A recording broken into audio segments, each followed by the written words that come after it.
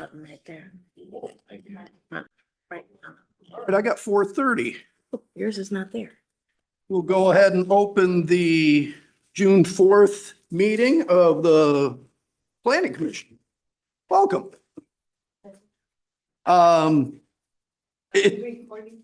Yes. It's unfortunate that I'm serving as your chair today.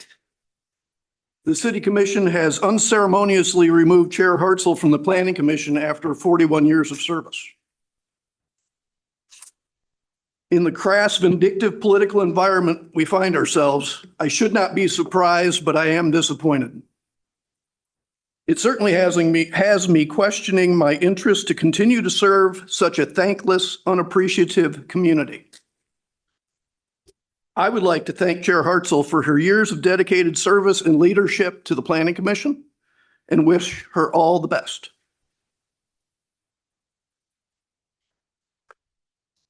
With that, our first order of business is review of the minutes from our May 7th meeting of 2026, which have been included in our packet. Are there any corrections to those minutes? I have something. Go right ahead. Packet page 4, the second, third sentence, paragraph, whatever it is, down, motion. So there's some things left out. There was a motion. However, the motion did not include the conditional aspects of the city right away.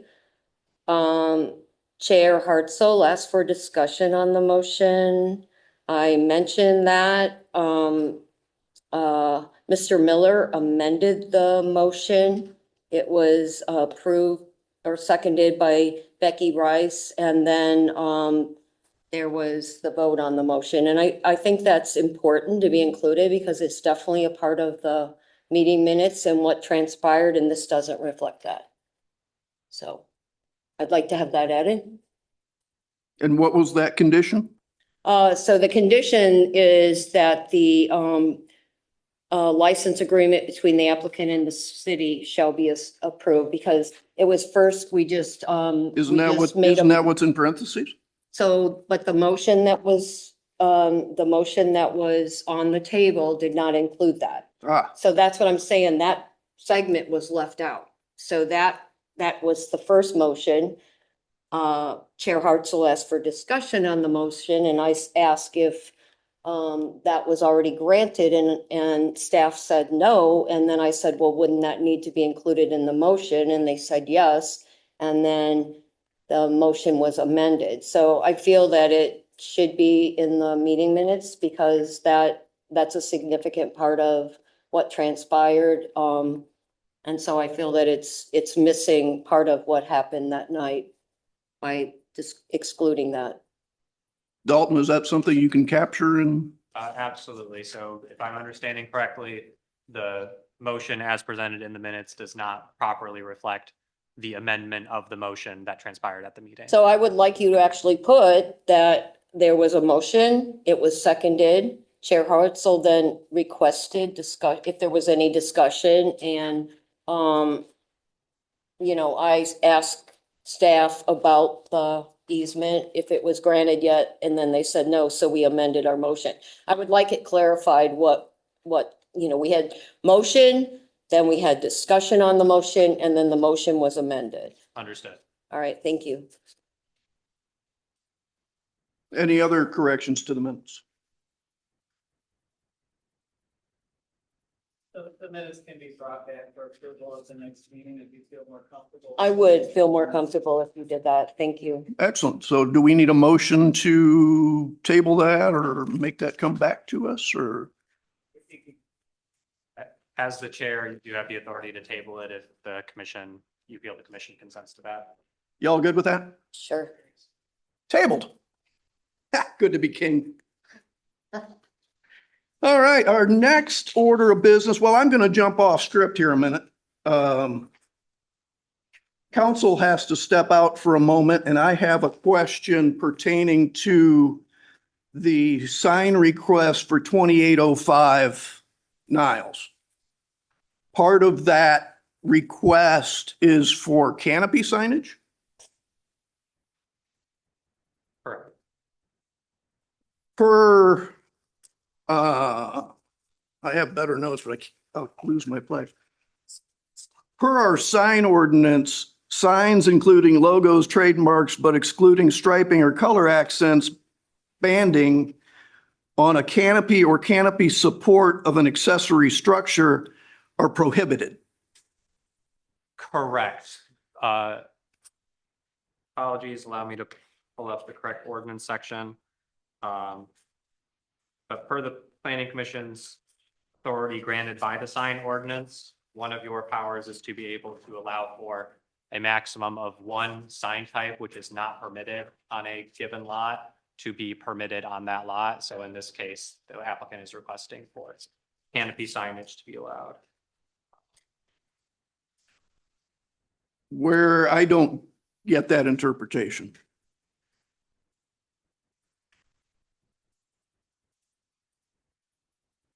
It would allow I agree that we could we could add additional allowed signs, but if we have a prohibited sign, I see no language where we can allow a prohibited sign. Allow me to pull up the correct location. I know where the language is in the sign ordinance. It is going to take me a moment to have that pulled up.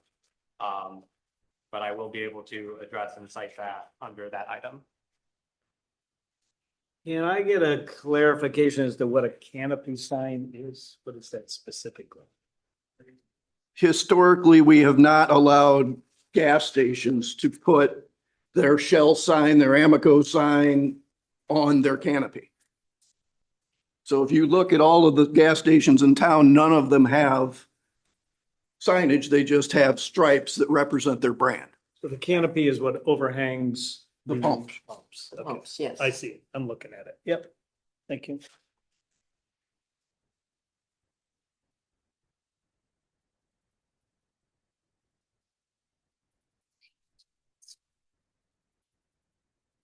And historically, why have we not? Because they're prohibited in the ordinance. Yeah, Okay. we decided that when we worked on the sign ordinance. By the way, here's a really good example of why we need people who've been on the board for a long time. Dalton, are you listening to this? This is why it's important, because these little nuances are things that we don't all know. I And did somebody who's not- been on the board for 40 years does know these things, including some of these people that are on the board that we cannot afford to lose. I think I want to make something very clear. Nobody in this room had any part of this. And where are those people? Yeah. I think, Sean, if you, Chair Everett, is, we're looking at section 2533 Mhm. for the authority of the commission and subsection 2. And Dalton and I are kind of walking through this right now. I think that is where the regulations state it has, the planning commission has no authority to grant a modification for signs prohibited under section 2512. But we're looking to just see, make sure that there's nothing additional. 2512.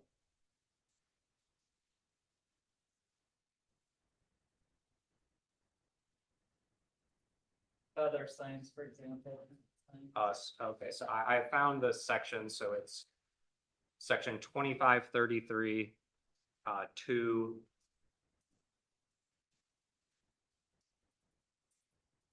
To B4, where the planning commission has the authority to allow no more than one sign type to be located on a lot where signs of such type are not otherwise allowed.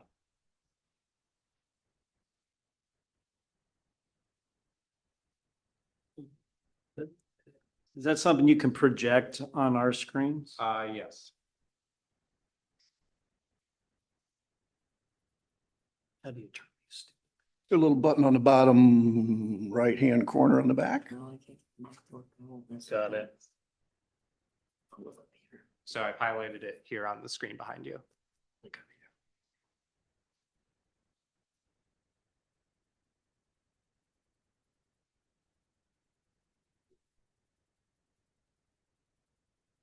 To increase no more than one sign.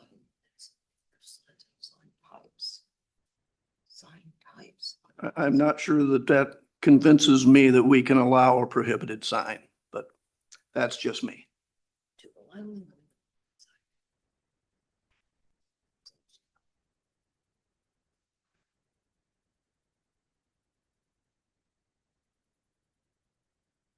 Well, we haven't allowed it in the past. In fact, the gas station over on Hilltop and Cleveland, we denied that. Right. So that can be part of our discussion when we get there, I guess. So if we're all comfortable moving on, I'll unhijack the meeting. And we will, well, it's not a public hearing. Our next order of business is a discussion on a sign request for 2935 Division. A sign exceeding 32 square feet. Is there someone here who'd like to, please come to the podium? Tell us who you are and what you would like us to consider. I'm going to reach across you, pardon my reach. Hello. Hi, I'm Sarah Brunel. This is Matt Brunel.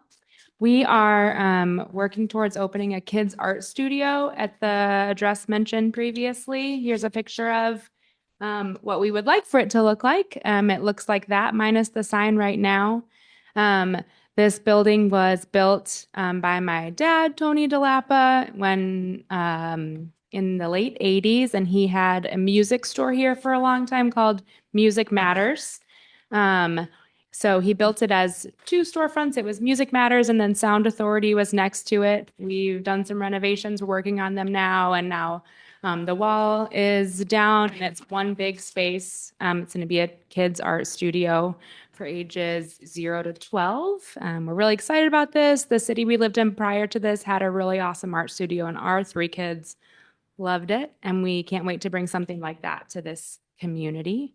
So the building is pretty large, and the 32 square foot sign just in all of our mock-ups looked dwarfed a little bit. And we would love for the sign to be able to be a little bit bigger if we could. The logo we're really excited about. It's a little throwback to my dad's store. It's similar colors to his logo in a similar style. So we're just excited to bring new life to this building that's meant a lot to my family for a long time, and to some people in the community as well. So excited to bring something new here, and we'd love your help making that happen. So as for the details of the sign, we worked with the sign company, and a 64 square foot sign as measured by a circle, because the logo is a circle. So it's a 8 by 8 circle. So that's the 64 square feet that we're getting. The building frontage is roughly 59 or 60 feet. So I believe the code or the ordinance says you can get 2 times that frontage. So up to 120 square feet. So we're definitely within that. The top of the sign is underneath the 20-foot maximum. It's a flat sign that will be adhered to the siding, so it's not going to be projecting that much at all. It's consistent with our the inside of the building with the business. We have there's a picture of the flooring in there that the colors match the flooring. So everything about this sign we think is, consistent with our business.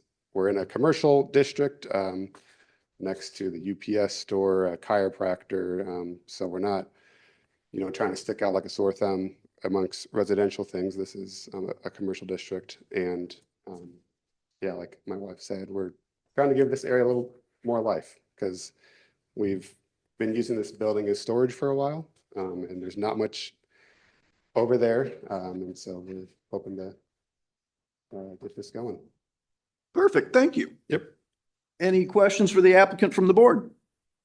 Will the sign be lit? Are you planning on classes at night? Most of it will be during the day. Okay. We may do a couple standalone workshops in the evening, but our business hours will not go past 7 or 8 p.m. So based on winter, that 5:30 and it's pretty much dark. If you were going to have activities at night there, for the ease of people trying to find the facility, do you think because with the soffit, the way it hangs over and the height of it, it seems like you could easily add a light that would just light the sign, but not be, it still would be dark sky compliant. I mean, it seems like that would be beneficial if you're going to have classes in the winter. Okay, That's just something I mentioned because that location, when I was looking for that UPS store yeah, and they were about to close and I had them on the phone, I had a heck of a time. yeah. I was driving in circles. Oh, gosh, And she kept saying, go by the laundromat or something. And so yeah. it's kind of a firsthand, I hidden know area. that that's not the easiest place to find. And, I'm not one to ever welcome lighting, but I think in this situation, if you're going to use it, past 5:30 PM in the winter, just lighting the sign itself would maybe be beneficial to your business and for the ease of people getting there. That's the only comment and question I have. Okay. Other than that, I think it's great. Any other questions for the applicant from the board? While this isn't a public hearing, we'll go ahead and open it up to the public if there's anyone who would like to comment on this application. All right, thank you. Thanks. Discussion of the board? So I'll take a stab at it. From the perspective that if this was divided, you could put two signs that would equal 132 square feet and you're only doing 64 in the center of it. It's less than this maximum amount of signage that you could put if you had two tenants in there. I would approve this. It's not the way it is. And this is directly across from the UPS? This is like next to it, so Yeah. UPS is on the corner of Division and St. Joseph Avenue, and we are on Division, so we Oh, around face. the other side. Yes. Okay, yeah, that is a tough place to It's see. a That tough goes spot. to like Lambricks and Bonds Yeah. High. We I share know where it all of is. them. Yeah, Yeah. okay. So there's no Yeah. residential around it, it's all No, not commercial. at No. all. Yep, nice, yep. Yeah, when I looked at it, that this building sits back off the road by comparison to the buildings on either side. So Mhm. from a perspective standpoint, I think the larger size is of no concern. Think the sign looks appropriate for the frontage there, size wise.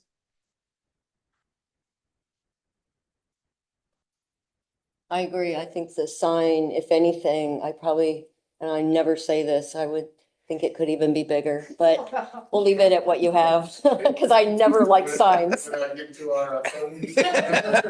Yeah.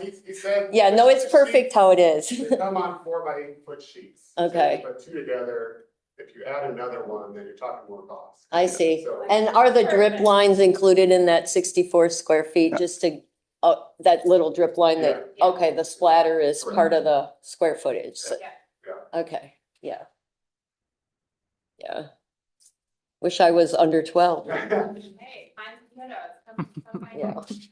Anyone like to make a motion? I'll make a motion. Planning Commission moves to approve the subject sign permit application for the property located at 3935 Division Street, TID 11-76-2700-009-12-5, submitted by Matt Brunel, okay, and on behalf of Art Matters Kids Studio LLC. As proposed sign is appropriate based on the factors of approval described in section 25-3.1B of the City of St. Joseph sign ordinance, all other factors as discussed by the Planning Commission and the findings in the City of St. Joseph staff report dated June 4th, 2026, which are hereby incorporated by reference. This approval is subject to the following condition. There's no other conditions, so that's it. All right, we have a motion. Is there support for the motion? I'll stick with it. Excellent. Further discussion on the motion? Please call the roll. Commissioner Porter, Yes. Commissioner Urich, Yes. Commissioner Miller, Commissioner Herbert, Yes. Vice Chair Ebert, Yes. Commissioner Burzak, Yes. Commissioner Rice, Yes. Commissioner Smith, Yes. Commissioner Plickett. Yes. Motion passes. Perfect. So, Good luck with the new endeavor. thank you. Come see us. We're excited. All right, our next order of business is a sign request for 2805 Niles Avenue for a sign exceeding 32 square feet and the aforementioned canopy signage. Is there someone here who would like to speak to that?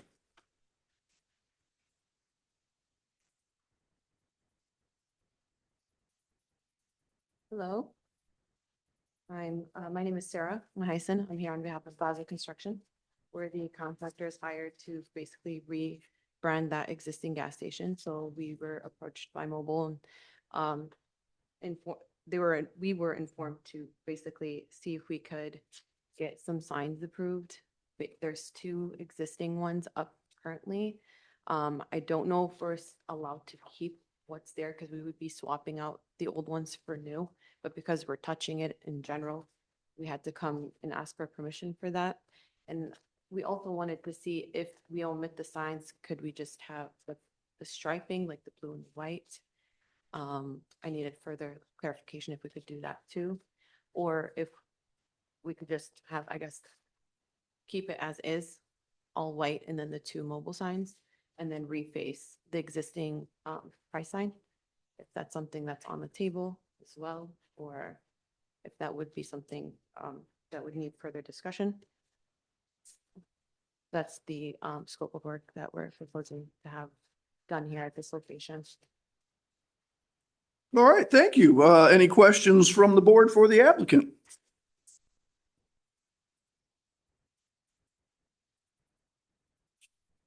I have a question.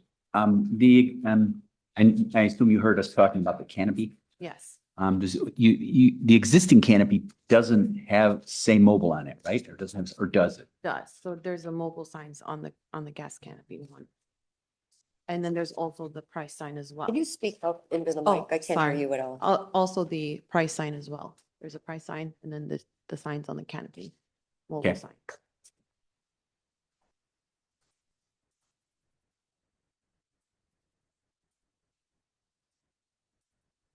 Other questions for the applicant? So the canopy sign is non-compliant now? Yes, so to clarify, staff was not aware of the existing canopy signage until the applicant had inquired for the purposes of this application. The signs currently existing on the canopy were never permitted. Staff decided not to pursue the matter as the application to replace them had been submitted. So we were waiting for the result of this hearing before proceeding on that matter. Other questions for the applicant? For the applicant, I just have a question in Sure. general. I just feel that if in the past, other business owners have requested the same thing, and it was not permitted because of the way we felt the ordinance read, I'm concerned now that, we feel it's appropriate to even discuss it because we Yes, I would previously say said it wasn't. after Vice Chair Ebert had raised his concerns and having an aside conversation with Attorney Schmidt, I have now come to the updated conclusion that the Planning Commission would not actually have the authority to grant approval of said canopy signs at this time. Okay, thank you. So in other words, we should only be approving possibly, potentially the one main sign, the gas sign with the. Yes. Correct. And this is even though there was already a sign there, but that sign wasn't originally permitted. And so correct me if I'm wrong, you're trying to just refresh the signs. Exactly. And so the question is, since it's already there, can they replace it with a new one, even though it's not allowed? So the canopy signage was never lawfully established. There Right. was no permit pulled for that. Staff was not aware of this until after this application had been submitted. And as the canopy signage was part of the application, given my interpretation of the ordinance at that time, we decided as staff it was not a matter worth pursuing until after this had been seen by the Planning Commission. I have a question. So based on our signage, our revised signage update in the ordinance, any sign that's non-compliant, they have till a certain date to replace. So in essence, that canopy would have had to come down by a certain date, right? Based on the fact that non-compliant signage had When to I a say it certain- was lawfully, not lawfully established, I am saying that there was no permit ever pulled for it or record of approval for the canopy signage. Okay, Um, so it's not like it's even It's not. grandfathered till a certain date. It was never even allowed. Okay, thank you. Thank you. Anyone public? Again, it's not a public hearing, but is anybody here would like to speak to this? Excellent. Thoughts from the board? Well, I guess there's only one thing we can kind of consider then, right? That's the larger price sign, right?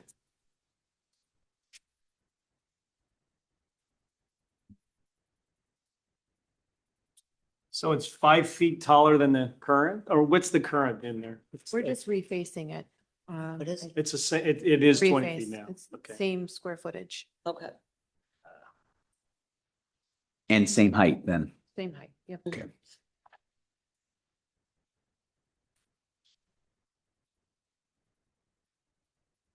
Yeah, so my understanding is the price sign was already previously approved, even though it exceeded the height. And so just refacing that.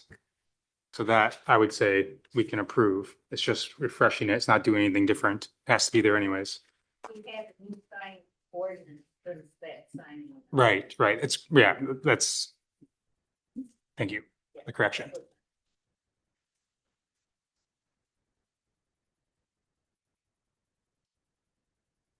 Yeah, for me, I really have no issue with the sign greater than 32 square feet remaining as it currently is.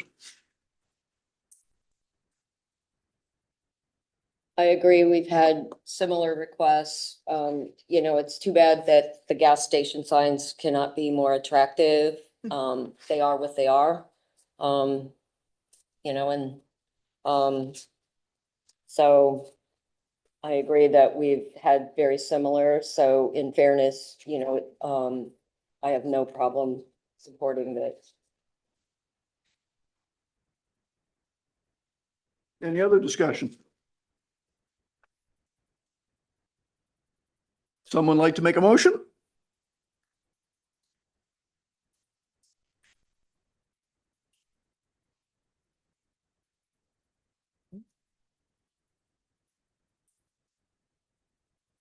Packet page 30 if you're searching. Yeah, I'm looking. Oh, yeah. If they were in order. Because of me.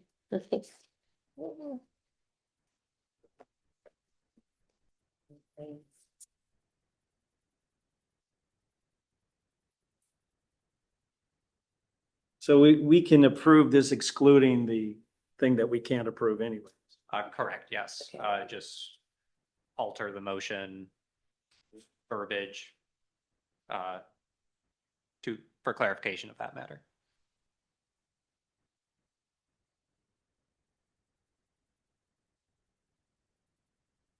So I'll make a motion here. Planning Commission moves to approve the subject sign and permit application excluding the canopy sign for the property located at 2805 Niles Avenue, TID 11-76-7130-003-00-4, submitted by Bezo Construction on behalf of Jad Winder Singh as proposed sign is appropriate based on the factors of approval described in section 25-33-1-B and 25. So do any of these refer to what you were using as justification for the canopy? No, so that's referencing the standards. Okay, so they're just, okay. 25-33-2C of the City of St. Joseph sign ordinance, all other factors as discussed by the Planning Commission, the findings of the City of St. Joseph staff report dated June 4th, 2026 are, which are hereby incorporated by reference. So. All right, we have a motion. Is there support for the motion? Support. Becky? Further discussion on the motion? Please call the roll.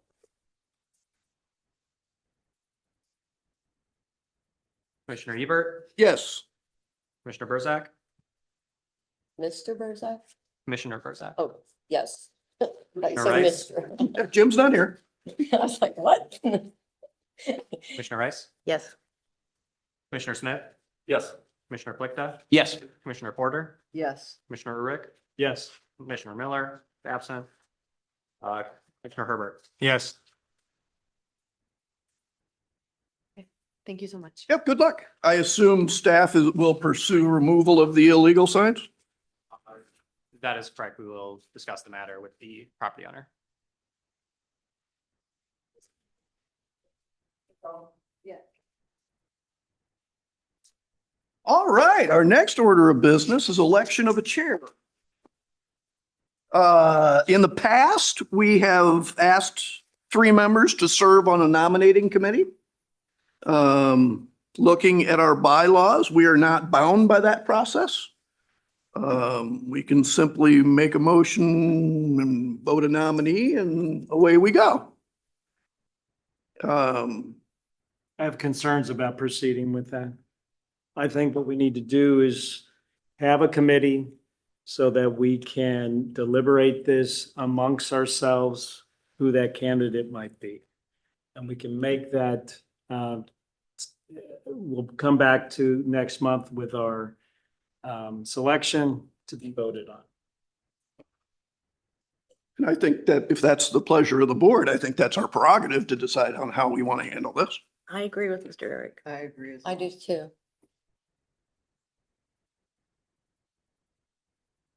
Is that a consensus? Okay, with that, me being chair of the ZBA, staff and I have determined that I should not be chair, nor do I have any desire to be chair. Furthermore, being vice chair under Chair Hartzell was the easiest job in Yeah, anything because she never missed a meeting. exactly.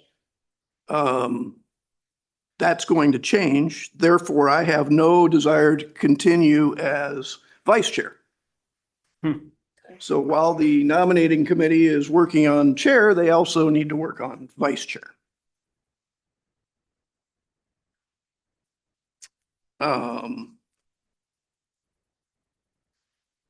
We're gonna have a big hole here, and that's the reality. But Yes. we're gonna have to figure out how to fill.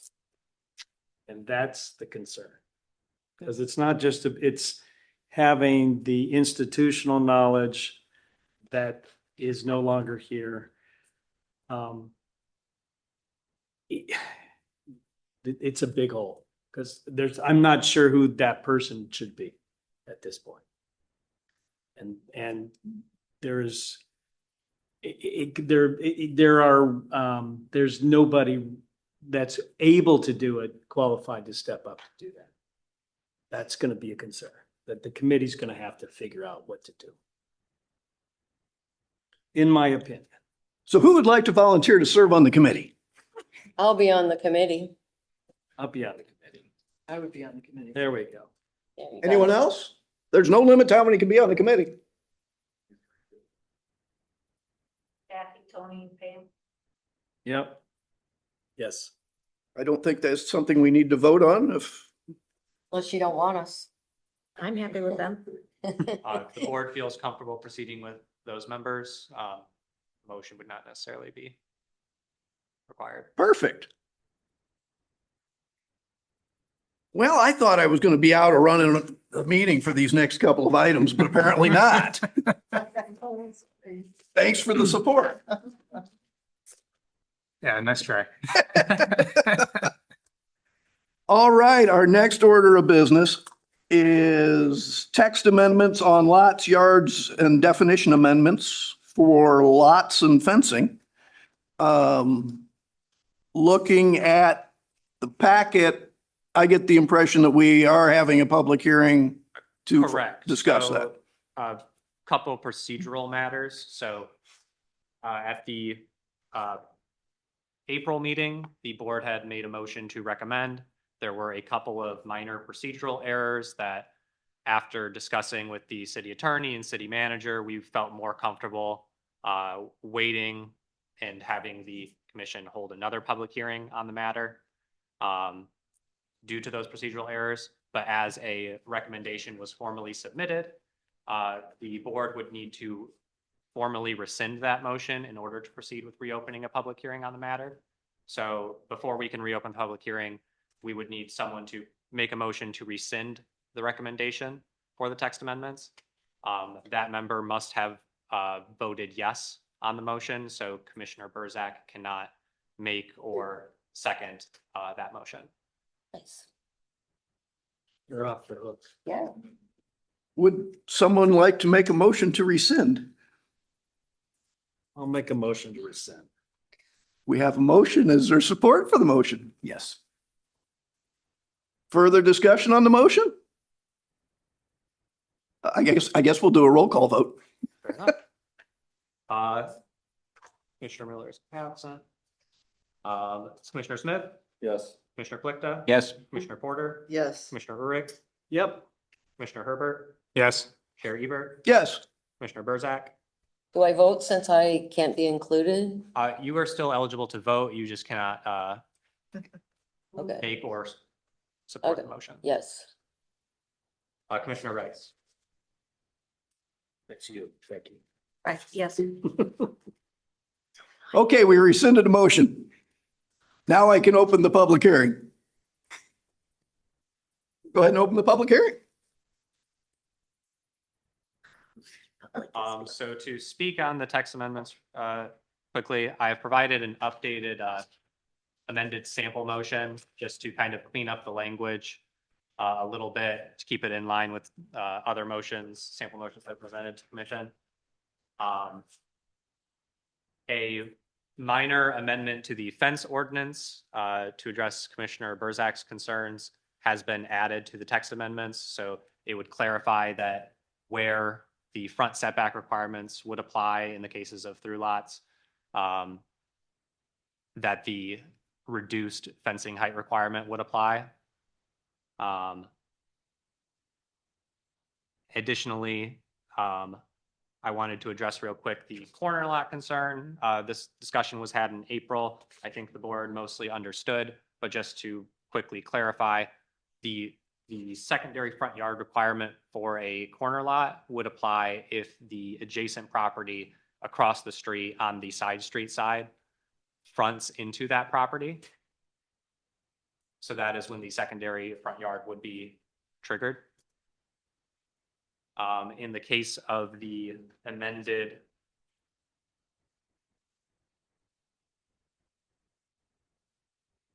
figure 2.8a.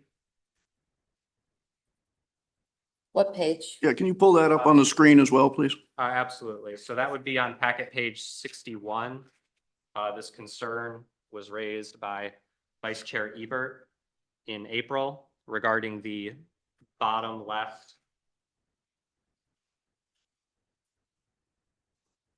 parcel shown in figure 2AA.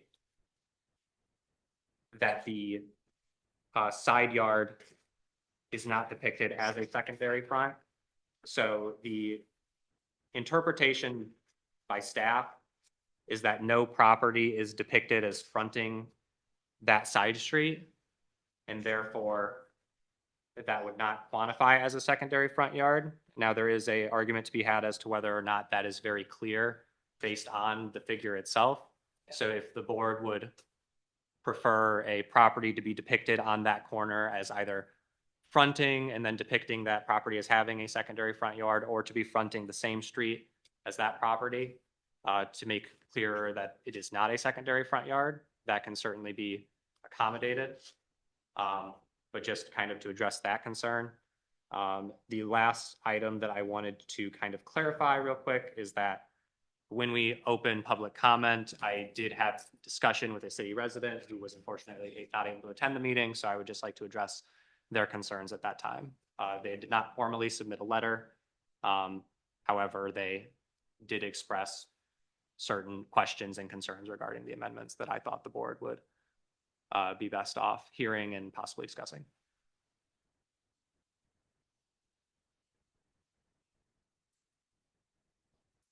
And where are those? I'm sorry, those, his concerns? He spoke with me. He came into City Hall and wanted to speak to me regarding the amendments. He had intended on attending the meeting tonight. However, he had emailed Attorney Schmidt this morning stating that due to medical reasons, he would not be able to attend the meeting tonight. With that said, he made clear that he would want to attend the meetings at City Commission level. So we thought as staff, it may be best for me to best share his concerns so that those could be addressed and discussed by the Planning Commission to make sure that those concerns are addressed prior to City Commission level, because once the City Commission reviews the text amendments, any alterations outside of the scope of the amendments would require them to send the amendments back to the Planning Commission for discussion. But by discussing those concerns at the Planning Commission level, making any recommended changes, edits, or otherwise addressing them here and now, those could then be addressed at the City Commission level. And those are identified in this document. They are not identified explicitly in the document. I had this discussion with this gentleman yesterday morning. So how? So what are the concerns? You know, we need to know what they are, either in My the, intent was to share them during the public comment section, but if it pleases the board, I guess I can share them now. So his specific concerns, this was Jack Sanderson, who lives in the Below the Bluff community. He raised concerns that the figures 2AA and 2AA continued when depicting the front yard area does not specify that the address of the property is on that side. My personal opinion as staff is that the intent of the figures is not to depict that specific ordinance definition. But if the commission would prefer that to be depicted by some means within the figures, that could be accommodated. We discussed the distinction between where a front setback requirement would apply to a through lot's rear yard and the distinction between that and a secondary front yard of a corner lot. These are two very similar situations in function, however, are distinctly different as defined in the ordinance. And the verbiage can be mixed up sometimes, but he just wanted that to be clear. I feel the ordinance language does clearly distinct between those two factors. It was just a concern that he had raised.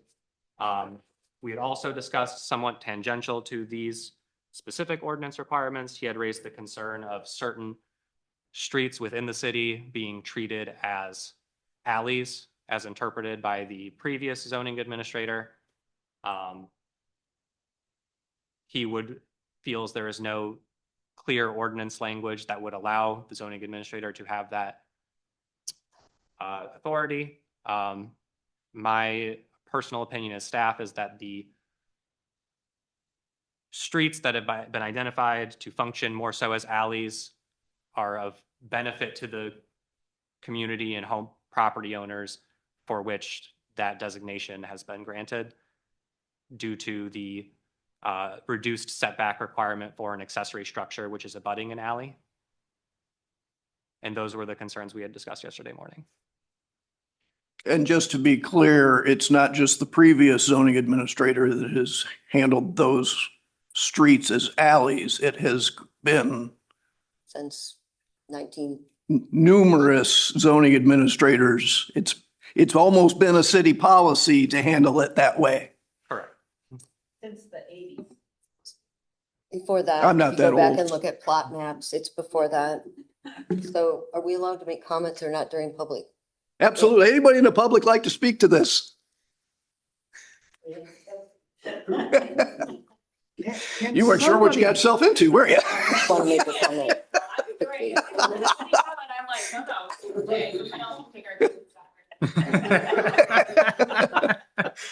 Kathy. So I said this in all the meetings past, and that's why I voted no.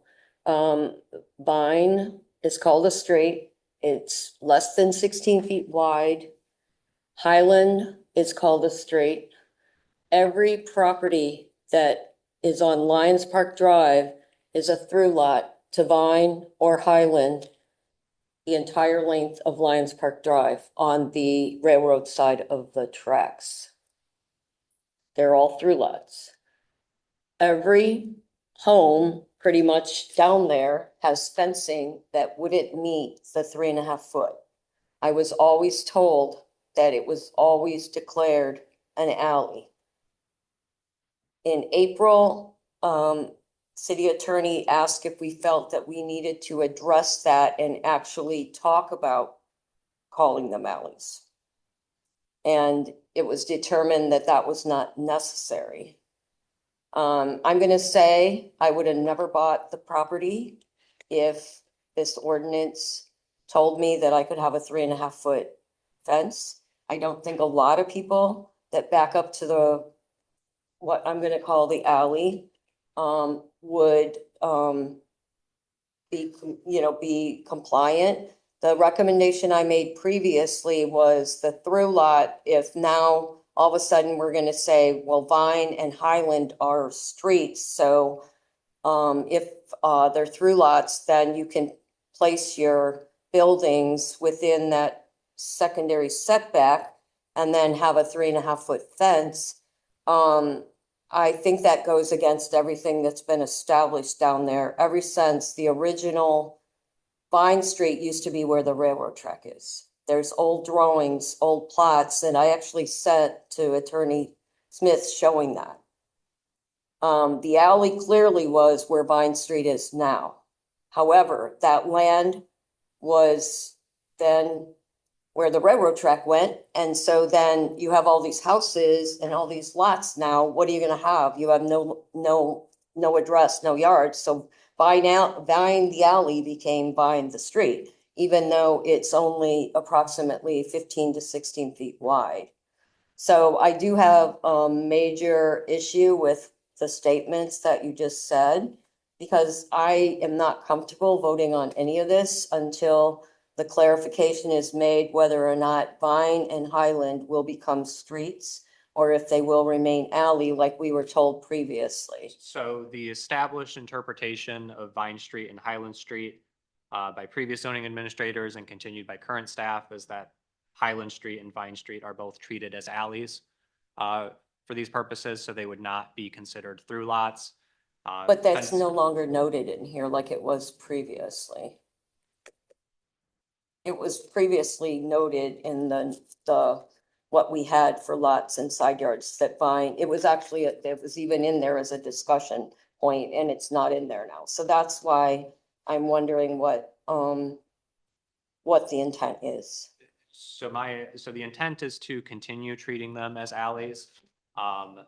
I am not aware of existing language within the ordinance that specifies that they are. No, it was discussed previously, and that was included in what we were approving last time, that Vine, that it was discussed that they had been determined to be called alleys and that they would, for the purpose of future, not be determined to be a through lot. But now you're saying the gentleman down below the hill doesn't agree with that and thinks that staff should have no right to call them alleys. So I'm not comfortable going forward with any of this until the Vine and the Highland is determined how that's going to be handled. Does that make sense? I believe I understand. I can say that staff's intent is to continue treating Highland Street and Vine Street as alleys. There is dissent from one individual who lives up below the bluff, as discussed. I suppose, would you like to see specific language in the ordinance referencing which streets are treated as alleys? Is that what you would prefer? I to would see? like something, because the individual said he couldn't make it tonight, but he plans to attend the city meeting where he will be heard. And if we don't put that in there and I vote yes, and then they change it to make those streets, there's a lot of people down there that are going to be non-compliant. And I don't feel like we're getting the whole, I feel like we don't have the information that we should even be moving forward on this until we're done with deciding if Vine and Highland are going to be changed to be streets, if this citizen deems that as something he wants to bring up and pursue. So you can put something in there, but until that's definitely determined, because now they're saying that no one ever had the right to call them alleys. I don't think we should move forward with this because it's going to make a large percentage, as I already mentioned, the homes on Old Lake Shore Drive, the new one on State Street that was just built, they have a 6-foot fence. They're a through lot. Even though at the meeting, it was noted that they would be allowed to have a 6-foot fence in their backyard as soon as they exceeded the 15-foot setback. That's not how the fence ordinance reads. The fence ordinance goes up to the building line. So, Correct. yeah, it So doesn't the go, amended- once you get to 15 feet, you can change it to 6-foot high. Correct. So the amended language as presented for the fence ordinance does clarify that within the required front setback where that would apply for a through lot, that the reduced height would apply.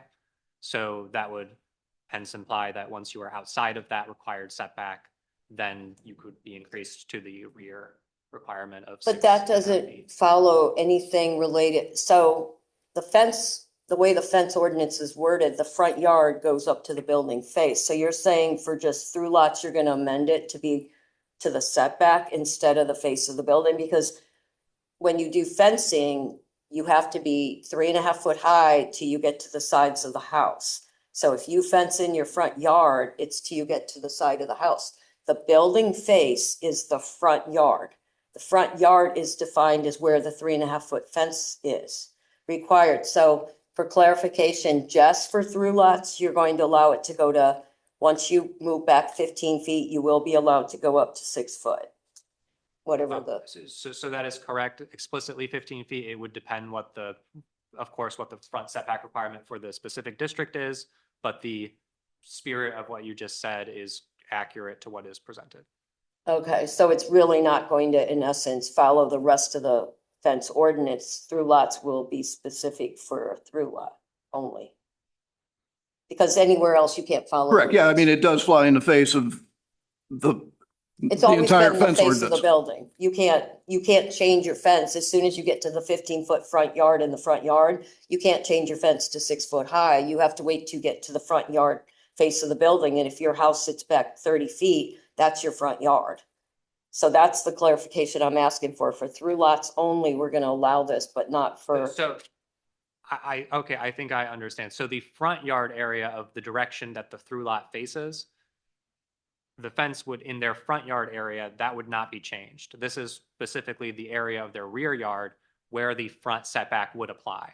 Correct, but in our fence ordinance, fencing isn't dictated by the setback. that's what I said in the meantime. Yes. So in this instance, only the through yard fencing would be impacted by the setback. That's what I'm asking. Correct, yes. So we're gonna change it for through lots. It won't follow the rest of the ordinance for fencing. For through lots, it'll be allowed to go 6 foot high as soon as you get to whatever your regulated setback is.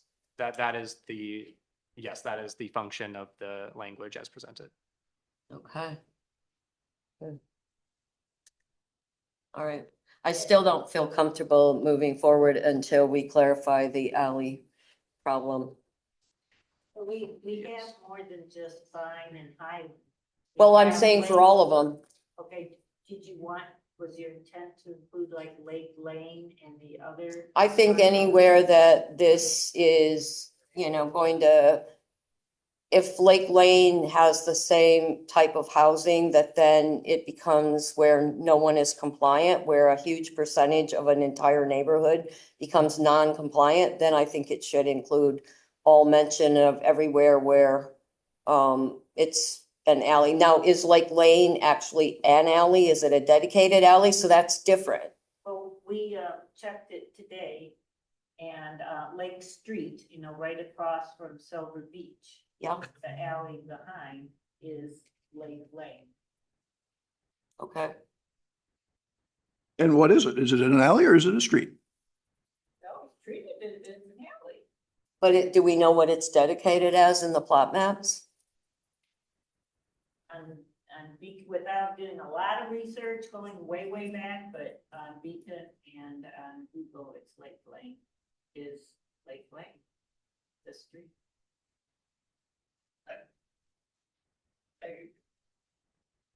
some of those are called streets and they're not street. I mean, it's like the name itself you can't rely on. Okay, it's, yeah, We'll you have to to check go, the plat. right. I came into the conversation late, so I'm not sure. Lucky for you. Well, but there is a proposed change to the fence ordinance for the through lots. To make sure that height doesn't exceed 6 feet. And so that's. In the front yard setback. Yes, in the front. And yard that's the setback. only place that fence is dictated by by the setback.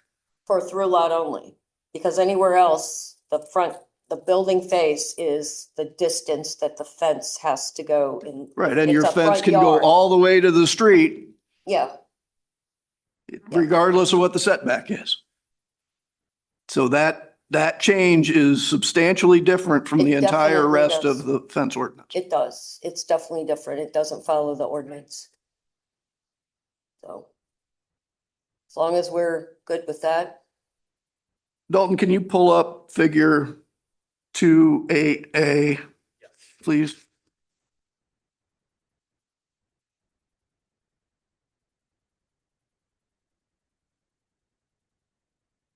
Are there postal addresses on these alleys? Yeah, because when the railroad purchased the land that was the street, buying the alley that's 15 feet wide has all the addresses on it. Okay, so Because those if are you the look at fronts the- of people's homes? Yes, because if you look at the plot map, the original plot map, Vine was where they built the railroad track. Okay. Vine you and answered. Highland. Okay, so that's the Yeah. front of my house. I did isn't it? research, so yeah. Good luck. You said enough. We do have to go, Karen.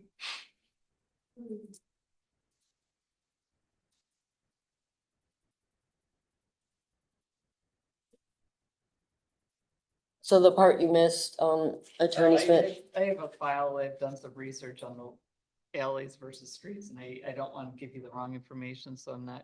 I'm not yeah, gonna so the say part you missed was Can you pull them that, up, Lou? I'll just. So why is this not a secondary front yard? So the status as a secondary front yard for the purposes of corner lots is determined whether or not the property on the side street, so this is the street it fronts, and this is the side street. So it's determined based on what the property here fronts. So if there's no property here, No, well, this is a front yard that fronts the adjacent property. it would front this adjacent property, yes. This should be a secondary front yard per our definition. No, so the adjacent property would be, in this case, would be this property here, which no property is depicted in this figure. No, But there's no driveway there is what he says. We don't know where that driveway is over where this I- arrow is. I for think this that- house, No, across where his arrow is. we don't care about this. It's across the street. That has nothing to do with the secondary front yard. We do, yes, because it's based on what the adjacent property fronts. So this is the adjacent property. Not when there's a street in between. So adjacent would, so there's abutting and there's adjacent. So the property on this side would be abutting because they share a property line. An adjacent property would be a property in which there is a street in between or an alley. So in this case, there's a street here and the property that would exist right here would be the adjacent property. So if this property were to front onto the side street for this property, then this would be considered a secondary front yard. There is no property depicted here. So in this case, this would not necessarily be a secondary front yard. That may not be very clear based on the drawing. So if it would, the commission feels it would be better to have a property depicted here to make that item more clear. I think that's an incorrect interpretation. The reason for the secondary front yard has always been, I have a front yard. I don't want to look at the side of my neighbor's house projecting beyond my front yard. The street isn't what that is intended to be. It's just like when we're averaging front yard setbacks, it's only within a block. You don't go across the street. So I can't support any of this based on that drawing.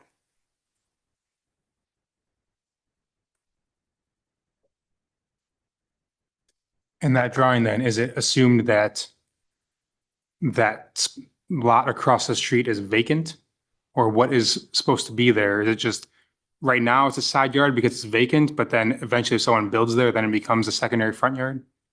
Correct. So it's based off of whether or not a property fronts into it. So in this case, there's nothing depicted there, so it would simply be a side yard. If their property was depicted there and it was fronting onto the side street, then this would be considered a secondary front yard.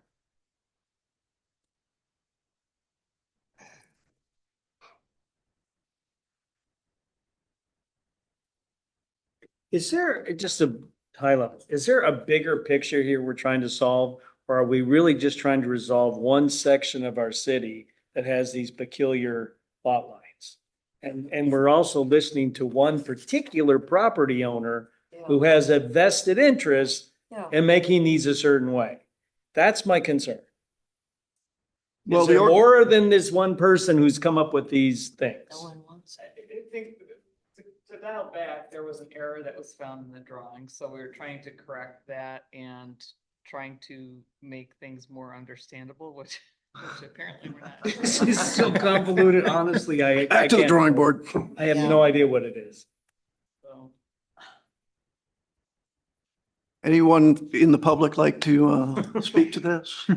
Otherwise, I'll go ahead and close the public hearing. Further discussion of the board.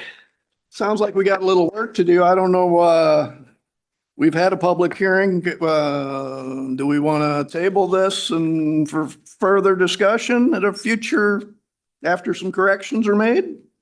What is our pleasure?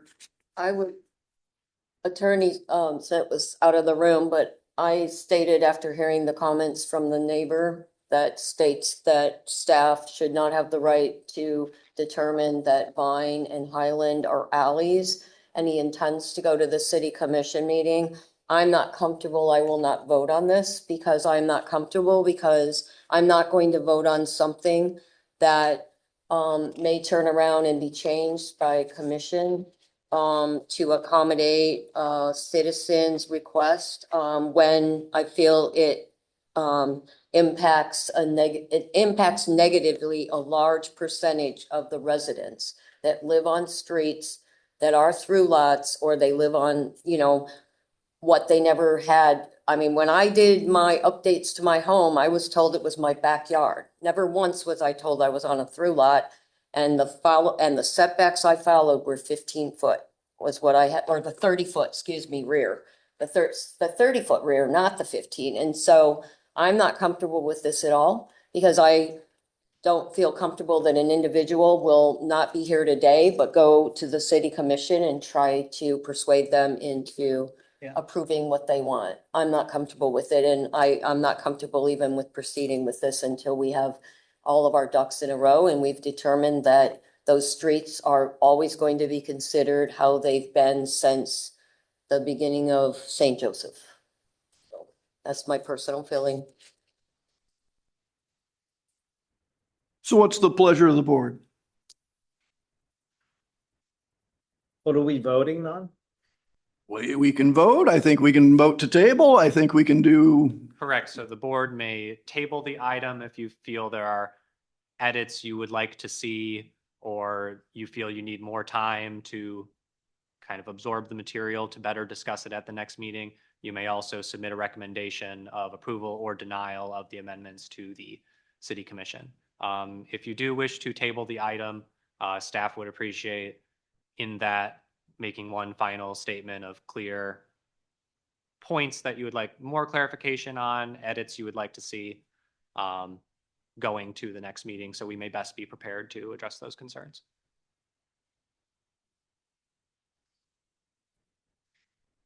I'd be comfortable tabling, getting our ducks in a row, so to speak.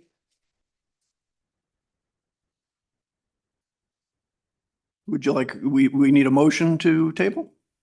So you as the chair do have the power to table if the board consents. Bully for me. Like I said, if we could have one kind of last clear statement on what the board would like to see at the next meeting to best address your concerns, that would be very helpful. I'll give you a clear statement. This secondary front yard has nothing to do with these three lots. It has everything to do with this lot that fronts on this side street and is adjacent to this. Whether there's an alley there or not is of no consequence. Thought it was pretty clear. And I would like to state that for the record, I want it to be determined if streets are alleys or alleys are streets, so that certain individuals don't think that they can go ahead of of this board and get that changed when we already voted on something that then we voted on something that then nullifies what I thought I was voting on. That may be a request to look at maybe an ordinance amendment that would specifically call out certain streets that have been determined to be alleys. And can we ask for that ordinance? Doesn't the commission have to ask us to do that? If the planning commission sees a need for an ordinance amendment based on things coming before it, you can request staff to work on that. Okay. The city commission can also direct, the planning commission to look at things. I mean, ultimately it goes back to the city commission for approval. There have been staff interpretations and there's a log of staff interpretations, which is how this has come to play before. One person disputing it doesn't mean anything changes. So I also understand wanting to do this in a more official way, which I think would be appropriate, rather than using that as a staff interpretation. So you're saying in a more official way, we should request it be looked at from a standpoint from city staff to review and determine, and we could ask that? Yes. Okay, because I know a couple meetings back, you asked us if we thought that was necessary, but none of us thought it was at the time because of the interpretation that always existed. And there are other areas in the city. There are. That are not specific to the Bluff Right. beach area. And I know that has been brought back before, and the commission and years ago didn't feel a need to do that differently. Okay. So I wouldn't limit it to just, that particular area. No, I think it should be every area, every street that's called a street or a drive or a lane, whereas the actual plot maps indicated as an alley, that should be reviewed. Or the opposite, an alley that, so the opposite. So anywhere in the city limit that the two may not correctly be displayed, that should be reviewed. Mostly, it's not all over, it's like Lane Drive and Young, over there off of Langley. I think you've got some goofiness up by Guernsey Court or whatever's Yeah. going on over there But I think and I think the key to the whole thing is if their house is fronting on the alley is the key to whether that's the critical piece. Right. Where, okay, yeah, if they're fronting on it, it's not, I mean, that's a big gray area of, is Right. that an alley and it's got people fronting on it or is it a street? Right, yeah. I think there is enough turmoil there that requires Yeah, and as some I further direction and some previous- clarification Yeah.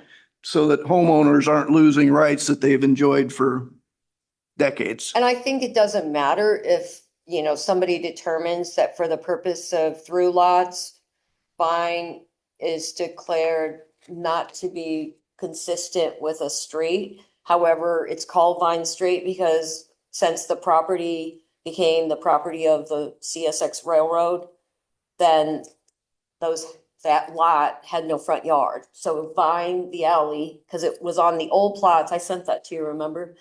The alley, Vine Alley behind Lions Park was an alley. It was dedicated as an alley and the CSX was the street where they built CSX and then they needed a street. So whatever needs to happen, but I'm just not comfortable with this. And, I'm extremely uncomfortable that someone would bypass us and try to go before the commission and try to argue for something that is beneficial to them only. May I? Yeah. What's the impetus of this? Why are we doing this? Is there a groundswell of concern with the existing ordinance that we have to make these little, very specific changes? Is there, or, I mean, what, do we need to do this? Because it sounds like we're kind of listening to one guy. And that scares me. As Attorney Schmidt had stated, there was identified an error within the diagram. So that is being addressed as a part of this. This is otherwise looking to provide further clarity. I think as we can all tell by the discussion tonight, there is a lot of discourse around through lots and the confusion that they may cause. Has this caused issues, Trudy, in what you do? These little nuances? No, because there was always the interpretation that we referred back to. But it will affect us going Go forward. forward. Yeah. And We that's, make the changes. so Okay. a long time ago, I commented that, why can't the through lot have both clarifications that if you want to utilize within, be 15 foot for a setback, then you follow the through lot clarification. If you, however, are happy with the 30-foot setback and you've always abided by that, why then can't you just go on being compliant with a lot that would have a 30-foot rear yard setback?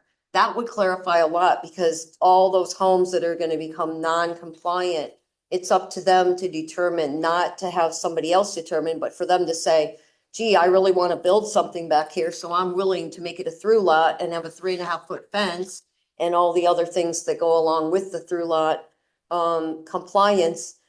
However, if you prefer to keep things the way they've always been and you abide by the 30-foot setback, that just seems like it would keep it a lot more where all of these properties, there are a lot of them on Old Lake Shore Drive, there are some on State Street, a bunch of Lions Park.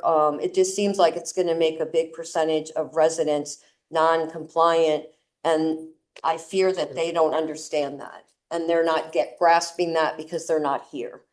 And at some point, they'll be like, what did we vote on and what did we do? I agree. And Clear. that's the concern I have. Clear enough direction? Good. All right, our next order of business is discussion on ADU text amendments. Does the board have any appetite on reviewing that at today's meeting? I have a question, Certainly. and I think it was you that brought it up. Yeah. I believe we had asked the city to do a survey so we could find out from the citizens, is there an appetite for any of this?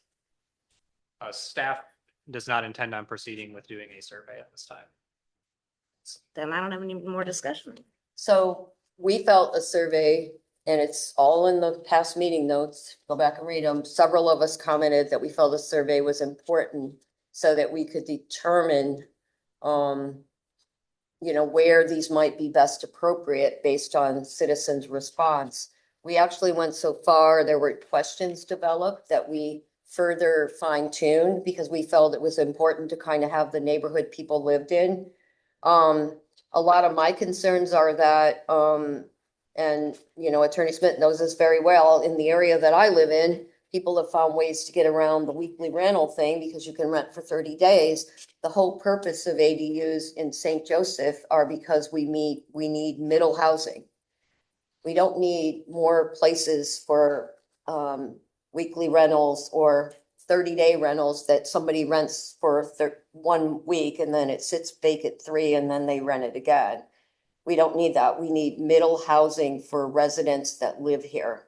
And that's my concern about the ADUs. That's why we felt very strongly that a survey was important. So why is it decided that we don't need a survey? So I guess I would say those are feel like two separate concerns from my perspective. So as discussed at previous meetings, the commission determined that they were not interested in allowing any ADU to be treated as a short-term rental, which could be addressed in an ordinance amendment to allow ADUs. I failed to see the relation to a survey to that concern. Well, I'm saying both elements. So the point I was making is they can say that they're gonna amend it, but people get around it all the time. They're not allowed weekly rentals, but they call it 30-day. And then they rent 1 week of the 30 days. Yeah, I suppose that's a matter of discussion in terms of brainstorming as to how to make that language able to be properly handled, putting limitations on the rental of an ADU, possibly. That are worth discussing to address that concern. Yeah, I understand that. I mean, we can put any kind of restrictions, but I think we felt it was very important to have the neighborhoods that, are we going to allow them everywhere? And if we're not going to allow them everywhere, wouldn't we want the neighbors to have a survey to say, I don't really want them in my neighborhood, or I do want them in my neighborhood? And if we just don't do a survey, we're just guessing. We're just guessing what everyone wants. Yeah, I mean, it would be a public hearing, so everyone from the public would have the opportunity to come in, speak, have their piece be heard, submit a letter. And the ordinance as proposed at that time could be amended at that point. So there would still be ample opportunity for public involvement in the text amendments. So what specifically are you looking for us to do tonight? Yes, so this matter was discussed by the Planning Commission in previous months due to Ms. Gunderson leaving the city. The city manager at that time advised that the Planning Commission focus on pertinent business items and applications. Now that I am here and I've had a few months to kind of catch up on the work that is involved, my intent was to bring this matter back for discussion by the commission to review, discuss, and advise on how they would like to proceed. I should say too, that certain members of the city commission have brought this up more recently and wanted to make sure it got brought back. So I guess you go ahead and draft an ordinance for us to review and Yeah. offer our thoughts on. And I guess since we all commented that we wanted a survey, no one ever indicated to us they didn't feel it was necessary, and then we just get the packet again. It just seems like what we requested doesn't seem like people really honored that, because we went so far as to give feedback on the survey that was prepared, and we were assuming that after Skunderson left, the survey would go back into being, sent out, and then it would be completed prior to us deciding on how we move forward with this. I mean, it's all in the notes, the previous meeting minutes that we wanted a survey. So the concerns that are in here, what do we do to address those? So they haven't changed. We'll have more. but- Yeah, that was more so in there as kind of a refresher, as it has been some amount of time. There's an issue with parking. We don't allow overnight parking. So but that's just one of them, setbacks. These were all things that were in there that are obvious roadblocks that we can't change, but they will have to be changed in order to implement something like this. So there are concerns, but what's the solution? Well, that's where Dalton crafting some fantastic ordinance language will offer us the opportunity to review that. And those seats will all be filled up. Probably. Yeah. I feel that Fortunately, I won't be chair. Unfortunately, I I know. feel that the public doesn't come to our meetings Exactly. because they know that we're not the voting body. And the survey, in our opinion, was a way to get the responses. We won't have that now because people bypass us and go straight to the city commission where the vote matters. And so not having the survey is kind of tying our hand behind our back and expecting us to guess what they want. Now, maybe on our own, we'll have to go ask citizens what they want in our neighborhoods. If we all live in different areas, maybe that's how we have to approach it. If I might add something, I remember that the city commission asked us to consider this and to sort of perused the ideas and all of that. And what we thought was we needed more information. Yeah, we didn't say no. Yeah, we didn't say no. We needed more information. I mean, obviously, simple statements like the purpose of the ADUs is to create more affordable housing, not more vacation rental space, things like that. And I mean, that was why we thought the survey was a good idea. It wasn't for us to determine. It was then we could then go back to the city commission and with something that said, well, this is what people think is practical and what they would want and what they're concerned about, and then bring that to the commission so that, and if it goes back and forth a little bit, okay, but at least, it's a shame we can't move the ball forward in that way, because the commission, I think, was asking sort of for some guidance from us or some sort of an opinion. Like, what do we think of this whole idea of ADUs? I mean, they're doing it in California because of the fires and everything, and there's just a real desperate need there for housing for people. And so this was one of the innovative ways that they came up with that. And I'm sure someone on the city council saw that or something like that and said, well, maybe that'll help us with our housing problems that we're having here for people that are, they can't afford a starter home or can't afford things like that. Yeah. Is it something that you could discuss with the commission if they would consider, I mean, I guess I never heard that they were opposed to the survey, because we even went so far as to provide feedback on the survey that was prepared. Do we need their approval? Why do we need their approval? We can discuss the matter further internally and with city commissioners as applicable. That would be good, I think. And then we could get better direction. Or some way of getting feedback before we put all Yeah. this time and effort into it. Yeah. Because one of the goals is to focus on middle housing. Help us understand how that's going to be effective. There are other things we could do if we are really trying to focus on housing, middle housing, that's affordable, that would be far more effective than one little house in a block. Yeah. That somebody spends hundreds of thousands of dollars to build. And to your point, in some of the cities that they give us examples for, they had in the 15-year span had 4 people. Yeah. Yeah, we did do that survey. We did get that input. Yeah, and You're Mr. right. Ebert, Far between. yeah, Mr. Ebert mentioned months and months ago about, commercial spaces that sit vacant and how, could that possibly include some of that type of Yeah, housing? like this office building. And we assumed that it couldn't, but I thought that someone said, well, it actually could. So that were things that we thought were more appealing that would, might be taking vacant buildings and trying to see a way to make them become these middle housing. If that's their true intention. Yeah, if that's My, true. my contention is that's not really. It's just a way to whitewash this into getting it approved. My concern is that the commissioners are only hearing the voices of very few people, and they're not hearing it from the rest of the community. And these things will have a significant impact on a broader group. That's my concern. Have, any of you followed the House bills that are being, introduced as meeting the middle income housing? There's a statement in what you had was that they are not going forward. Well, it's, they're in debate, but there are some points there that if things get changed on state level, of course, that we're under that umbrella. Sure. So, anyway, I just put it out there to. And we wait for them, Yeah.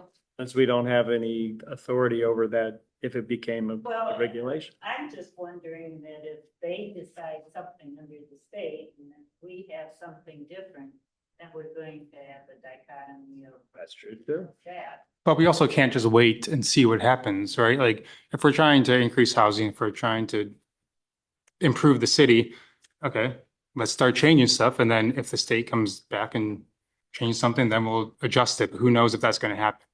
And yeah, ADUs may not be the silver bullet, but nothing's gonna be a silver bullet, right?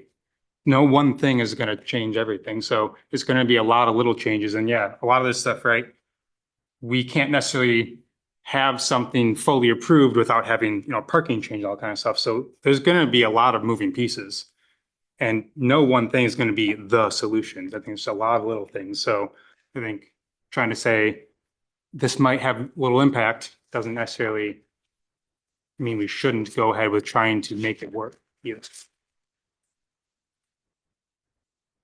And yes, there have been some cities that have tried to implement it and it hasn't worked well. There's also been plenty that have worked well. It's just how you implement it. So just because there's some failures doesn't mean that we can't try to do it a better way, right?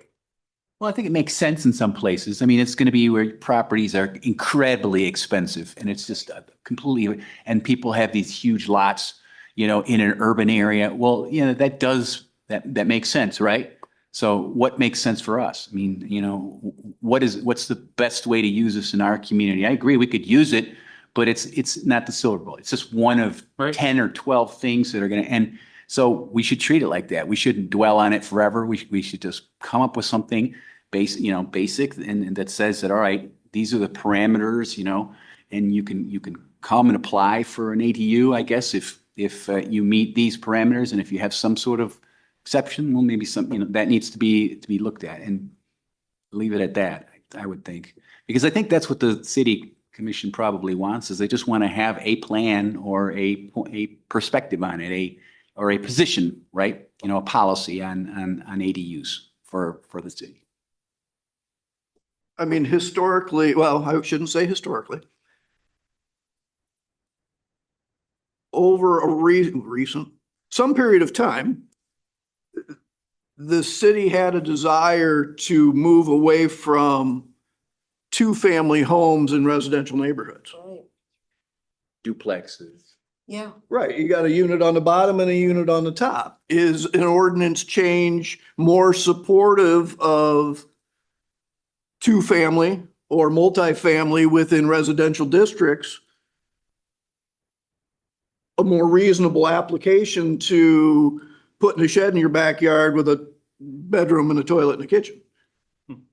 I mean, we could do both though, too. Park on Vines. There's plenty of people who are younger people, single people, whatever, who want a smaller, cheaper place to live.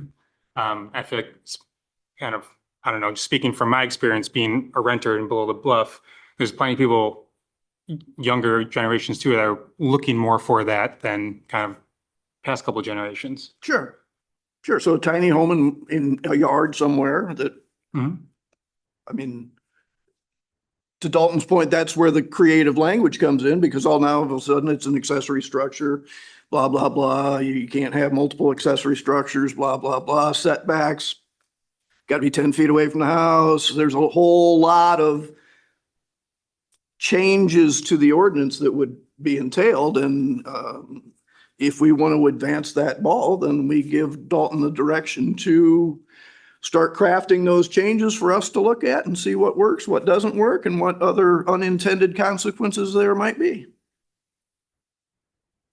Yeah, so is that a better path forward? Is, hey, assume we want to pursue it in some fashion, right? But then we need something to look at and review and decide, hey, are these certain parameters or certain restrictions or incentives or whatever, are they appropriate for what we're looking for or not? But right now it just seems like, hey, discuss it, but what are we discussing?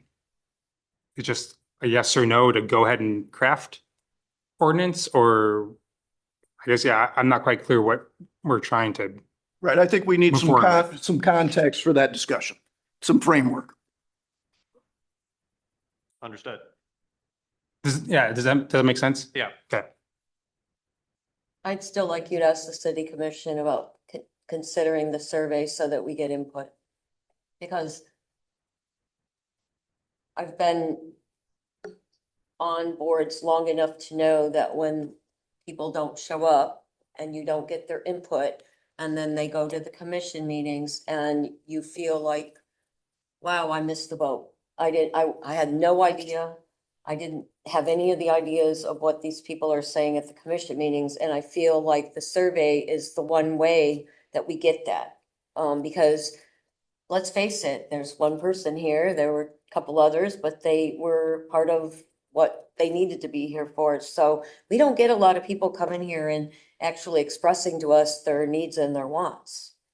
If they have something they really want, they go to the commission meetings. So that's why I feel it's important for us to get, what do the neighbors want? Do they want ADUs? Do they want parking on the street? What do they want? You know, and I don't know how we're supposed to determine that if we just move forward and just carte blanche say we're gonna put them everywhere and we have no idea of where they're appropriate and where they're not. Or what the neighbors in those areas feel they would, you know, they would, be happy with. Here's an alternative perhaps. If we have draft language, if we can make that available to the public, we would have an instant survey. Yeah, I mean, Well, all of our meeting packets are available to the public. But they don't look at them. Do you? Well, I think if You people can't were for- alerted to what it was, then they would. would look at it. So let's You can find bring out the if horse to people- water, but you can't make him drink. Yeah, I, And I will say, I'm on a lot of these topics where there's so much complexity with all of it. Yeah. You know, citizens who are less informed about the nuances of all that, you know, they'll raise concerns that may or may not be applicable, may very well be valid or not, but it at least gives us something to be able to consider and then address in either planning commission or city commission to at least address, hey, we heard your concern about this. Whether we can then say, you know, studies show it's actually not a concern or whatever, or we address that's a valid concern and we address it. But yeah, without having any kind of knowledge, again, whether it's a valid concern or not, or what the concerns actually are, it is hard to make the citizens feel heard and that they're not being steamrolled unfairly. I think this is gonna be a polarizing topic. You know, we Yes. recently had one and it was Yeah. not, it was ugly for the city, you know? Yeah, but we want to be a part of it though. We Pam, do want to be a part of it. Because there were other things that were implemented without our involvement. Absolutely. no, we do want to be a part of it, but We wanna be a part of it. I feel we have to have citizen input, so we're not trying to guess what they want. And maybe somehow, if you put an ad in the paper and it's more than just an ad saying that we're gonna have a public hearing on, you know, whatever the date is, July 2nd or July 8th or whenever it is. If we put an ad in the paper that tells them, this is important, you know, could you please attend this meeting? We have somebody here that can do that indirectly. It might be newsworthy. Yeah, then that would be wonderful, because it's a shame that people don't show up and we're guessing. That's all I'm gonna Don't say. show. Enough direction on ADUs? Works for me. Any public comment? Are you talking about the July meeting? Are you mentioning the July meeting? The dates? What regarding the July meeting? Oh, yes, so the July meeting will be on the 2nd. We understand that it's very close to the July 4th holiday, so we would just like to open up to the commission. Will you be able to attend? Do we feel as though we would need to cancel and schedule a special meeting on a date that members would be able to attend? We do currently have one application that has been submitted for signage for review at that meeting. So there would be applicants who are pending. I think based on that there are applicants pending and we have a full boat of board members, I think we need to proceed with the meeting on the 2nd. Additionally, we need to have input back from the nominating committee, so I would suggest that we maintain the July 2nd meeting. And hopefully we'll have a quorum. I will be flying back from Europe the day before overnight, so I think I'd really enjoy sitting in this meeting jet lagged on the 2nd. And I promise I'll be here. Cool.